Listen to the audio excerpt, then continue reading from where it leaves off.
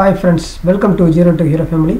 நம்ம இந்த வீடியோல பார்க்க போறது RRB Group D உடைய இப்போ கோர்ட் கேஸ் போயிக்கிட்டு இருக்கு. அதோட டீடைல்ஸ் தான் நம்ம பார்க்க போறோம். நம்மளுடைய சப்ஸ்கிரைபர்ஸ் எல்லாரும் வந்து கேட்டிருந்தாங்க இந்த கோர்ட் கேஸ் பத்தி கொஞ்சம் சொல்லுங்க எப்படின்னு. இது எதனால அப்படின்றது தெரிஞ்சுக்குவோம். அதே மாதிரி இந்த கேஸ் போட்டதனால சிலருக்கு வந்து கேன்சல் ஆயிடும், எக்ஸாம் நடக்குமா நடக்காதா அப்படின்ற ஒரு டவுட் இருக்கும். ஒரு சிலர் வந்து வருத்தத்தோடு இருப்பாங்க, ஐயோ எப்படி ஆயிடுச்சுன்ட்டு. அவங்களுக்கெல்லாம் ஒரு கிளாரிட்டி கிடைக்கும் இந்த வீடியோவில். வாங்க பார்க்கலாம். இது என்னென்னா லாஸ்ட்டில் டைமில் வந்து இது வந்து நோட்டிஃபிகேஷன் கொடுத்ததில் வந்து ஒரு லாஸ்ட் இயர் நடந்த எக்ஸாமுக்கு நடக்கிறதுக்கு முன்னாடி நோட்டிஃபிகேஷனில் ரிலீஸ் பண்ணியிருந்தாங்க, ஷார்ட் நோட்டீஸ் ரிலீஸ் பண்ணியிருந்தாங்க. அடுத்து வரப்போகிறது வந்து ஐடிஐ ஸ்டூடெண்ட்டுக்கும் அப்ரெண்டிஸுக்கும் தான் அதிகம் வேக்கன்சி இருக்கும், அவங்களுக்கானது தான் அப்படின்ற மாதிரி ஒரு ஷார்ட் நோட்டீஸ் ரிலீஸ் பண்ணியிருந்தாங்க. ஆனால் அஃபிஷியலாக நமக்கு இப்போ நோட்டிஃபிகேஷன் வந்தபோது 10th இன்க்ளூட் பண்ணி எல்லா டீட்டெயிலும் கொடுத்துருந்தாங்க. இப்போ இதுதான் இப்போ லாஸ்ட்டாக வந்ததில் இதில் நீங்கள் பார்த்தீங்கன்னா இங்கே கொடுத்துருவாங்க. இதுதான் லாஸ்ட்டாக இப்போ நமக்குள்ளது. இந்த இதில் வந்து பார்த்தீங்கன்னா சிசிஏ, அதே மாதிரி ரயில்வே அப்ரெண்டிஸ் இருக்காங்களே அவங்களுக்கு மட்டும் இருக்க மாதிரி மென்ஷன் பண்ணியிருப்பாங்க. ஆனால் இதோட டீட்டெயில் நீங்கள் பார்த்தீங்கன்னா அந்த போஸ்ட்டு அதெல்லாம் நீங்கள் பார்த்தீங்கன்னா இங்கே 10th டீட்டெயில்ஸும் இருக்கும். ஓகேவா? அப்போ இவங்களுக்குள்ளே இருக்கும் இந்த கன்ஃபியூஷன் இருக்குது.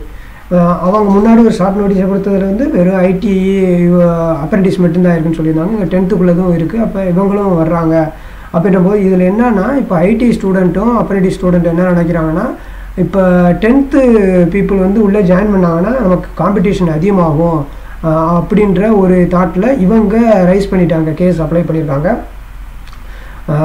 இதுதான் இப்போ கேஸ் இவங்க தான் அப்ளை பண்ணியிருக்காங்க. ஐடி தான் இப்போ ஐடி அவங்களுக்கு தான் சாதகமாக போய்கிட்டு இருக்கு. இது எல்லாமே ப்ராப்பராக அவங்க இது வந்து ரயில்வே சைட்லேருந்து வந்த மிஸ்டேக் தான், அவங்களுடைய மிஸ்டேக் தான். இதில் எல்லாமே தெளிவாக அங்கே 10th எல்லாமே கொடுத்துட்டாங்க. பட் ஆனால் அங்கே ஒரு ஷார்ட் நோட்டீஸில் கொடுத்தது வந்து ஐடிஐயும் அப்ரெண்டிஸ் மட்டும்தான் அப்படின்ற மாதிரி அவங்க கொடுத்துருந்தாங்க.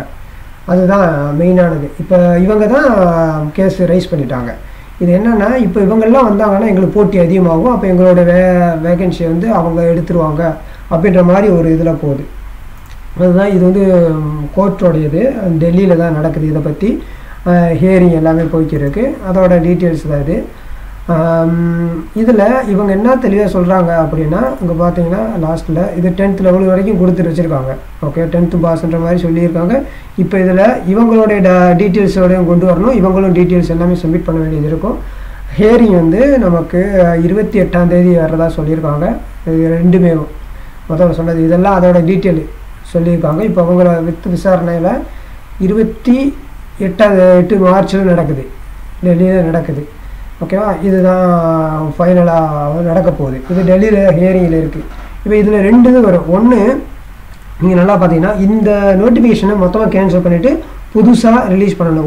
ஒரு மெத்தட் ஒன்று பண்ணுனா எல்லாத்துக்குமே ஐடிஐ அப்ரெண்டிஸு 10th லெவலு இதெல்லாம் அப்படி இல்லை. இப்போ இது ரிலீஸ் பண்ணியிருக்காது அப்படின்னா இது வெறும் ஐடிஐ அல்ல அப்ரெண்டிஸ்க்கு மட்டுமே கன்சிடர் பண்ணணும். 10th தனியாக ஒரு நோட்டிஃபிகேஷன் ரிலீஸ் பண்ணணும். 10th மட்டும் குவாலிஃபிகேஷனுக்கு அவங்களுக்கு என்னென்ன போஸ்ட் இருக்கோ அதோட டீட்டெயிலாம் எடுத்து புதுசாக இன்னொரு குரூப் டிக்கான 10th லெவலுக்கான ஒரு நோட்டிஃபிகேஷன் ரிலீஸ் பண்ணணும்.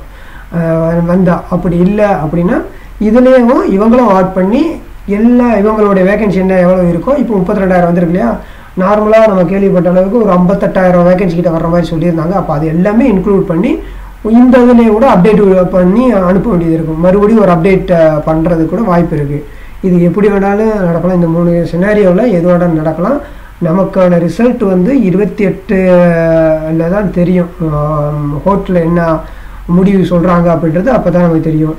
பட் ஆனால் கொஞ்சம் முன்ன பின்ன போகுமே தவிர ஆனால் எக்ஸாம் கண்டிப்பாக நடக்கும், எப்படியாவது நடந்தே ஆகணும். ஓகேவா? இதில் என்னென்னா இப்போ அவங்க ஐடிஐ ஸ்டூடெண்ட் அவங்களோட சைடுலேருந்து அவங்களோட ஐட்ஸை கேட்டிருக்காங்க, ரைஸ் பண்ணியிருக்காங்க. ஓகேவா? அதுதான் இப்போ இது வந்து ரயில்வேயோட மிஸ்டேக் தான், அவங்களுடைய தான். அப்போ முழுசாக அதுக்கு தகுந்த மாதிரி அப்டேட் பண்ணுவாங்க. அப்டேட் பண்ணி இந்த 3 சினாரியோவில் ஏதாவது ஒன்று நமக்கு வரும். நீங்கள் படிக்கிறதுக்கு இன்னும் டைம் கம்மியாக தான் இருக்கும். நீங்கள் ப்ராப்பராக படிங்க. கொஞ்சம் முன்ன பின்ன ஆனாலுமே எக்ஸாம் கண்டிப்பாக நடக்கும். அப்போ நீங்கள் எந்த 10th லெவலாக இருந்தாலும் சரி, ஐடிஐயாக இருந்தாலும் இல்லை அப்ரெண்டிஸாக இருந்தாலும் நீங்கள் இப்போ உங்களுடைய ஸ்டடியை ஸ்டாப் பண்ணாங்க, ப்ரிப்பேர் பண்ணிக்கிட்டே இருங்க. வேறு எதுவும் நீங்கள் ஒரி பண்ணாங்க. இது எப்படியா இருந்தாலும் அவங்களுடைய மிஸ்டேக்கு அவங்க சரி பண்ணி உங்களுக்கு கொடுப்பாங்க. எப்படியா இருந்தாலும் ஒன்று வந்துடும். அதை நீங்கள் வேகமாக பண்ணணும். படிக்கிறதுக்கு உங்களுக்கு டைம் இருக்காது. இப்போ கிடைக்கிற போது யூஸ் பண்ணிக்கோங்க. இது அவங்களுடைய ரயில்வே டிபார்ட்மெண்ட்டோடைய மிஸ்டேக்கு. அதனால் நீங்கள் எதுவும் ஒரி பண்ணாதீங்க, படிங்க ப்ராப்பராக. ஓகேவா? ஓகே ஃப்ரெண்ட்ஸ், வாழ்க வளமுடன். இதுதான் இந்த வீடியோவுடைய முக்கியமான நோக்கம். பாருங்கள், பார்த்துட்டு வேறு ஏதாவது கமெண்ட் இருந்துச்சுன்னா கமெண்ட்டில் மென்ஷன் பண்ணுங்கள். வாழ்க வளமுடன். Thank you friends.